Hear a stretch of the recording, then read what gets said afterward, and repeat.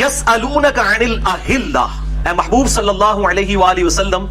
یہ آپ سے سوال کرتے ہیں چاند کے گھٹنے اور بڑھنے کے اعتبار سے کہ چاند گھٹتا اور بڑھتا کیوں ہے۔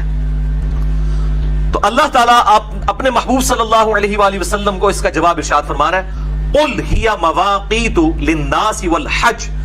اے محبوب صلی اللہ علیہ وآلہ وسلم آپ فرما دیجئے کہ یہ لوگوں کے لیے اوقات کی کیلکولیشن کا ذریعہ ہے، ٹائمنگ کی کیلکولیشن کا ذریعہ ہے، اور حج کے جو اوقات ہیں ان کو معلوم کرنے کا ذریعہ ہے۔ یعنی یہ جو چاند ہے یہ اللہ تعالیٰ کی طرف سے ایک کیلنڈر ہے جو آسمان کے اوپر اللہ تعالیٰ نے لٹکا دیا ہے، جس طریقے سے نارتھ سٹار ہے، قطبی ستارہ، جس کے ذریعے ہم اگر قطبی ستارے کی طرف رخ کر لیں تو ہماری دائیں جانب کے اوپر جو ہے وہ ایسٹ یعنی مشرق ہوگا، بائیں جانب پہ ویسٹ، اور پیچھے جو ہے وہ جنوب ہوگا۔ اسی طریقے سے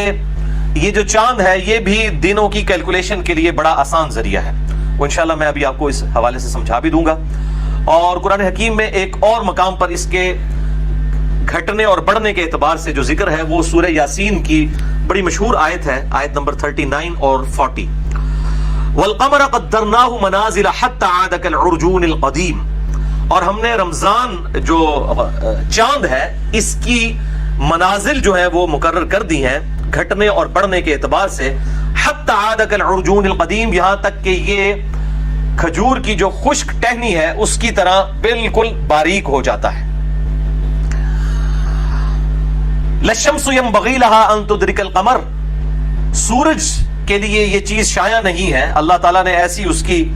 جو مدار کو مقرر فرمایا ہے کہ وہ چاند کو کبھی پکڑ نہیں سکتا،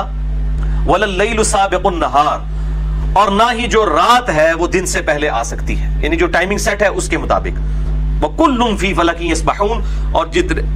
بھی اجرام فلکی ہیں تمام کے تمام آسمان میں اللہ تعالیٰ کے حکم سے تیر رہے ہیں۔ تو یہ اللہ تعالیٰ کی طرف سے خاص کیلنڈر ہے۔ اب آپ اس کیلنڈر کو بھی سمجھ لیں، یعنی اب آڈینس جو مجھے دیکھ رہے ہیں میں آپ کے اعتبار سے وہ چاند کی شکلیں بناؤں گا،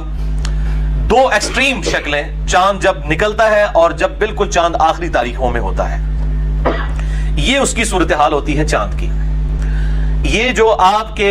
دائیں جانب ہے یہ چاند جب نکلتا ہے تو اس شکل میں نظر آتا ہے، جس کا پیٹ جو ہے وہ رائٹ سائڈ کے اوپر ہوتا ہے، تو آپ کو یوں چاند نظر آئے گا اور بالکل باریک، اور پھر آہستہ آہستہ یہ بڑھنا شروع ہوگا، یہ سینٹر تک پہنچے گا 7ویں تاریخ کو، پھر جب 14 تاریخ ہوگی یہ تو پورا گول ہو جائے گا، اور پھر اس طرف سے گول کم ہونا شروع ہوگا، پھر یہ 21 تاریخ کو اس کا ہاف بنے گا سیمی سرکل، اور اینڈ پہ یہ چاند جو ہے وہ یہاں پر باریک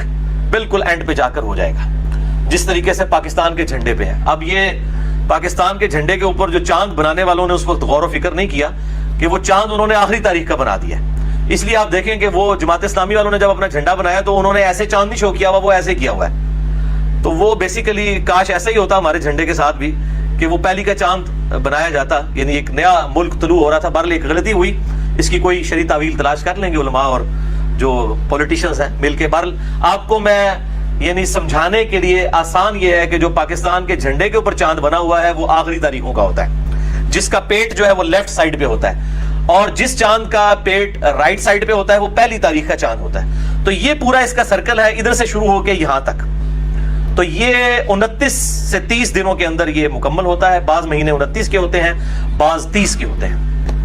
تو یہ اللہ تعالیٰ کی طرف سے کیلنڈر ہے، اور جس کو تھوڑی سی سمجھ ہے، جس طریقے سے میں نے بتایا پیٹ کو اگر آپ اندازہ لگا لیں کہ اس کی کرو کس طرف ہے تو آپ فوراً اندازہ لگا سکتے ہیں کہ یہ اس وقت چاند کی کون سی تاریخ جاری ہے۔ تو یہ اللہ تعالیٰ نے ایک خاص معاملہ فرمایا لوگوں کے لیے۔ ظاہر ہے کہ جب گھڑیاں نہیں تھیں، اسی طریقے سے لوگوں کے پاس آسانی کے ساتھ ذرائع میسر نہیں تھے، تو لوگ ڈائریکشن کے لیے نارتھ سٹار کو استعمال کیا کرتے تھے سمندروں کے اندر، اور تاریخوں کے لیے چاند ہی کو استعمال کیا جاتا تھا۔